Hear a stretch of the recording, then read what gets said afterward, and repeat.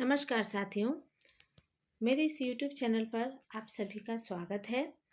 आज हम पढ़ेंगे हिंदी व्याकरण के अंतर्गत एक टॉपिक वाचिकी, जिसे इंग्लिश ग्रामर में वॉइस कहते हैं।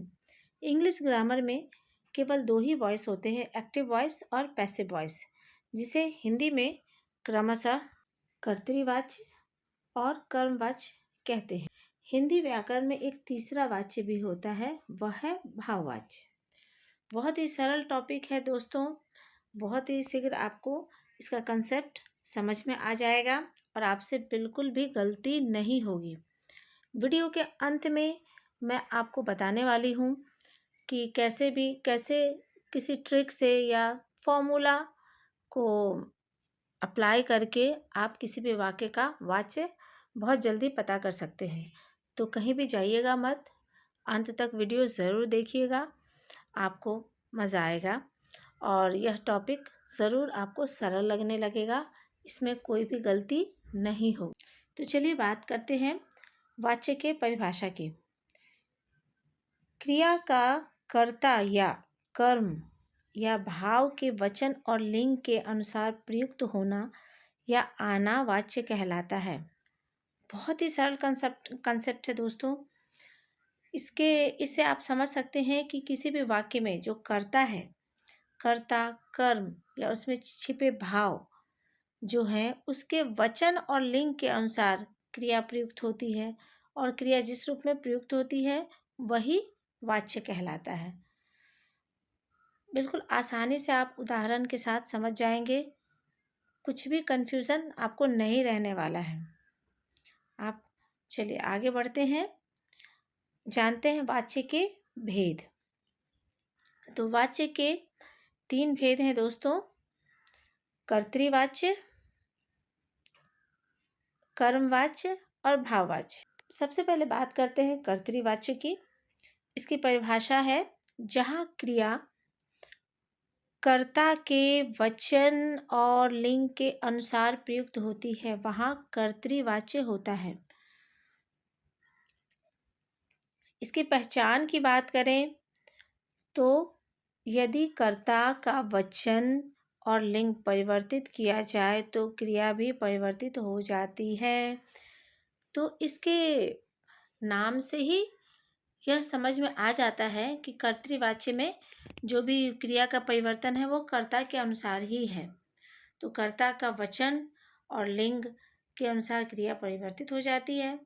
कर्ता पुल्लिंग है तो क्रिया भी पुल्लिंग हो जाएगा। कर्ता स्त्रीलिंग है तो क्रिया भी स्त्रीलिंग हो जाएगा। कर्ता बहुवचन है तो क्रिया भी बहुवचन हो जाएगा। उदाहरण के तौर पर, वह पुस्तक पढ़ रहा है। यहाँ पर वह क्या है? वह है कर्ता और पुस्तक है कर्म।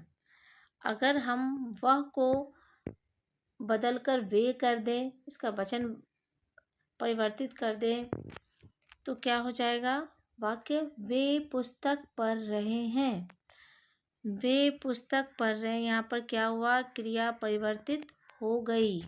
कर्ता का लिंग बदलकर अगर स्त्रीलिंग रख दिया जाए, सीता पुस्तक पढ़ रही है, तो भी हम देखते हैं कि क्रिया परिवर्तित हो रही है। यहाँ भी क्रिया परिवर्तित हो रही है और यहाँ भी क्रिया परिवर्तित हो रही है, अर्थात क्रिया कर्ता के वचन और लिंग के अनुसार बदल रही है। तो इसमें क्या होगा? कर्तृवाच्य। एक और उदाहरण लेते हैं, राम ने पुस्तक पढ़ी।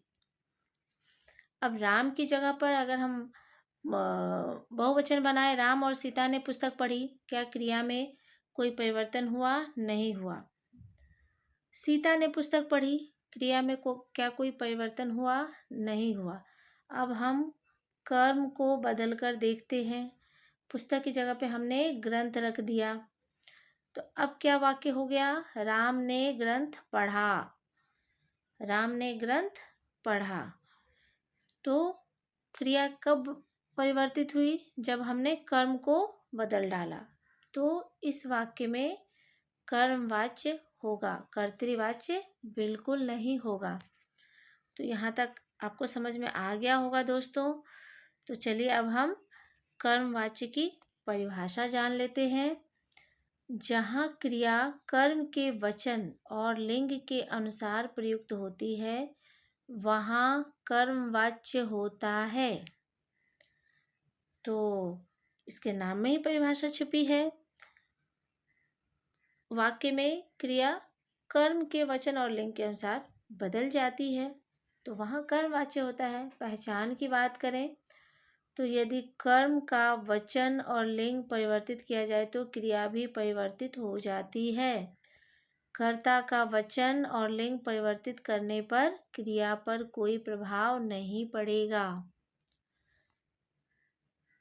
तो उदाहरण देख लेते हैं। सुरेश ने चिट्ठी लिखी। सुरेश ने चिट्ठी लिखी। सुरेश कर्ता। इसको अगर हम बदल दें, सीता ने चिट्ठी लिखी, क्या क्रिया में कोई परिवर्तन हुआ? नहीं हुआ। अब हम सुरेश की जगह पे वचन बदलकर उन लोगों कर दें। उन लोगों ने चिट्ठी लिखी, तो क्या क्रिया में कोई परिवर्तन हुआ? नहीं हुआ। अब हम इसका कर्म जो है चिट्ठी, इसे बदलकर पत्र लिख देते हैं। तो सुरेश ने पत्र लिखा। सुरेश ने पत्र लिखा। क्या हो गया? क्रिया जो थी वो बदलकर पुल्लिंग हो गया। तो इस वाक्य में क्या है? कर्मवाच्य। यहाँ कर्म स्त्रीलिंग था, उसे पुल्लिंग कर दिया तो क्रिया बदल गई, इसीलिए कर्मवाच्य है। एक और उदाहरण से हम समझते हैं। यहाँ मैंने तुलनात्मक उदाहरण दिया है जिससे कि आपको समझने में आसानी होगी। तो चलिए देखते हैं। राहुल चिट्ठी लिख रहा है। यहाँ राहुल की जगह पे हमने सीता कर दिया, स्त्रीलिंग किया। सीता चिट्ठी लिख रही है। क्या हो जाएगा? सीता चिट्ठी लिख रही है। तो जैसे हमने राहुल का वचन लिंग बदल दिया, क्रिया भी बदल गई। तो क्या हो गया? कर्तृवाच्य। अब दूसरे उदाहरण में राहुल ने चिट्ठी लिखी। यहाँ हमने कर्ता को स्त्रीलिंग बनाया। सीता ने चिट्ठी लिखी। क्रिया में कुछ भी परिवर्तन नहीं हुआ। अब हमने कर्म को बदल दिया। यहाँ पे कर्म है चिट्ठी, उसको बदल कर हमने पत्र कर दिया। तो क्या हो गया? राहुल ने या सीता ने पत्र लिखा। तो क्रिया है कर्म के अनुसार परिवर्तित हो गई। तो यह किस वाच्य का उदाहरण है? कर्मवाच्य। तो यहाँ तक समझ में आ गया होगा दोस्तों, ऐसा मैं उम्मीद करती हूँ। चलिए आगे बढ़ते हैं भाववाच्य की ओर। हमारा तीसरा वाच्य है भाववाच्य। परिभाषा जान लेते हैं। जहाँ क्रिया भाव के वचन और लिंग के अनुसार प्रयुक्त होती है वहाँ भाववाच्य होता है। आपको पहले से ही मैंने बताया है कि भाववाच्य में क्रिया वचन, भाव के वचन और लिंग के अनुसार ही प्रयुक्त होती है। चलिए इसकी पहचान की बात करें तो पहला है भाववाच्य में क्रिया अकर्मक होती है। यह आपको ध्यान रखना है कि भाववाच्य में जो क्रिया होती है वह अकर्मक होती है, सकर्मक नहीं होती है।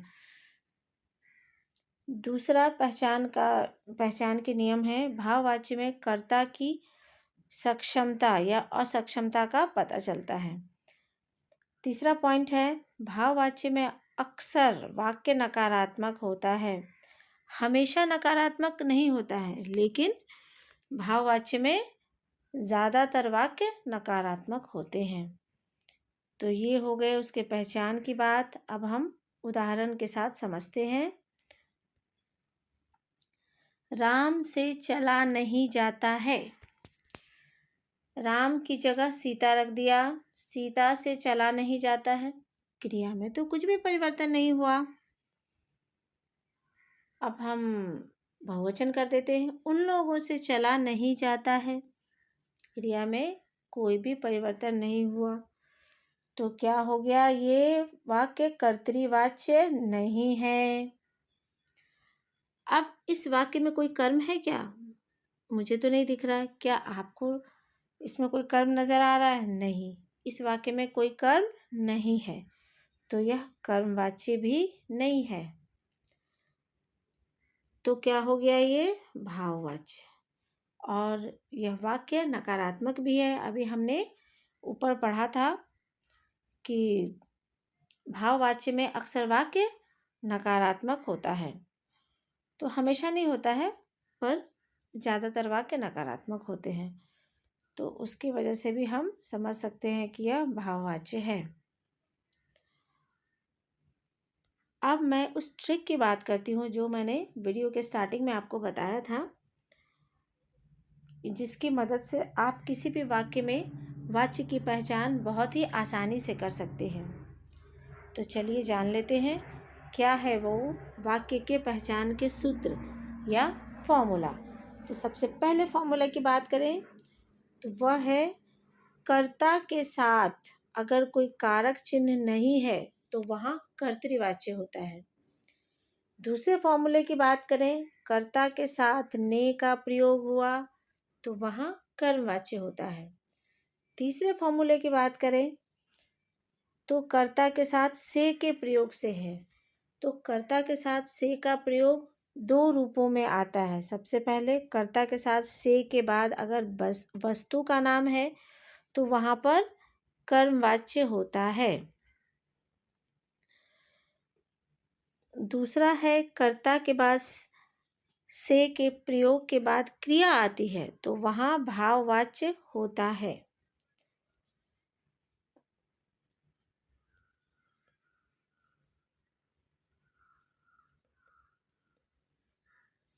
अब हम उदाहरण के साथ समझते हैं। मोहन और सुरेश भोजन पका रहे हैं। सबसे पहला देखिए, मोहन और सुरेश भोजन पका रहे हैं, ये पहला सूत्र। कर्ता के बाद कोई कारक चिन्ह नहीं है तो क्या हो गया, कर्तृवाच्य हो गया। दूसरा उदाहरण हम देखते हैं। यहाँ पे आप वचन और लिंग परिवर्तित करके भी इसको प्रूफ कर सकते हैं कि ये कर्तृवाच्य ही है। जैसे सीता भोजन पका रही है, क्रिया परिवर्तित हो गई अर्थात ये कर्तृवाच्य है। दूसरा उदाहरण है, राम ने रावण को मारा। तो हमने दूसरे सूत्र में क्या पढ़ा था, कर्ता के बाद अगर ने आता है तो वह कर्मवाच्य है। तो यहाँ आप देख लीजिए, राम ने रावण को मारा। अगर हम इसको स्त्रीलिंग बनाते हैं, सीता ने रावण को मारा, तो क्रिया में कोई परिवर्तन नहीं। अगर हम यहाँ पर लिखते हैं कि उन लोगों ने रावण को मारा, तो भी क्रिया में कोई परिवर्तन नहीं है, तो यह कर्तृवाच्य नहीं है, यह कर्मवाच्य है। तीसरा उदाहरण, राम से पुस्तक नहीं पढ़ी जाती है। राम से पुस्तक नहीं पढ़ी जाती है। तीसरे उदाहरण में हमने देखा था, कर्ता के साथ अगर से के बाद वस्तु का नाम आता है, कर्ता के साथ से के बाद वस्तु का नाम आता है तो वह कर्मवाच्य होता है। बिल्कुल यहाँ पर यह उदाहरण सिद्ध हो रही है। राम से पुस्तक नहीं पढ़ी जाती है तो यहाँ कर्मवाच्य है। आप कर्ता को परिवर्तित करके देख लीजिए, क्रिया में कोई परिवर्तन नहीं होगा। सीता से पुस्तक नहीं पढ़ी जाती है, और अगर हम यहाँ पर कर्म को बदलकर ग्रंथ कर देंगे तो उदाहरण बिल्कुल सार्थक हो जाएगा। राम से ग्रंथ नहीं पढ़ा जाता है, यहाँ क्रिया परिवर्तित हो गई अर्थात यह कर्मवाच्य ही है। तीसरा उदाहरण हमने देखा था, कर्ता के बाद से आता है और फिर कोई क्रिया आती है तो वह क्या हो जाता है, भाववाच्य हो जाता है। कर्ता के साथ से के प्रयोग में हमने दो देखा था। कर्ता के बाद से, उसके बाद किसी वस्तु का नाम आता है तो वह कर्मवाच्य होता है। कर्ता के बाद से के बाद क्रिया आती है तो वह भाववाच्य होता है। तो इन उदाहरणों से मुझे लगता है कि आपको समझ में आ गया होगा। अगर आपको समझ में नहीं आता है, कुछ कन्फ्यूज़न है, तो कमेंट करके ज़रूर पूछिए। एक और उदाहरण है, राम ने रावण को बाण से मारा। तो यहाँ भी कर्मवाच्य होगा। राम के बाद ने आ गया, ये हमने दूसरे फॉर्मूला में पढ़ा था। कर्ता के बाद ने आता है तो कर्मवाच्य हो गया। और यहाँ कर्ता को बदलने पर भी क्रिया में परिवर्तन नहीं हो रहा है, और यह क्रिया जो है वो सकर्मक है। भाववाच्य में क्या होता है, क्रिया अकर्मक होती है और यहाँ क्रिया सकर्मक है। कर्ता के बाद ने भी आया है, अतः यह कर्मवाच्य ही होगा। आज के वीडियो में बस इतना ही। उम्मीद है आप सभी को यह टॉपिक बहुत अच्छे से समझ में आ गया होगा। कहीं कुछ कन्फ्यूज़न हो तो आप कमेंट करके ज़रूर बताइए। वीडियो को अंत तक देखने के लिए आप सभी का बहुत बहुत धन्यवाद। मिलते हैं अब अगले वीडियो में किसी नए टॉपिक के साथ। तब तक के लिए नमस्कार।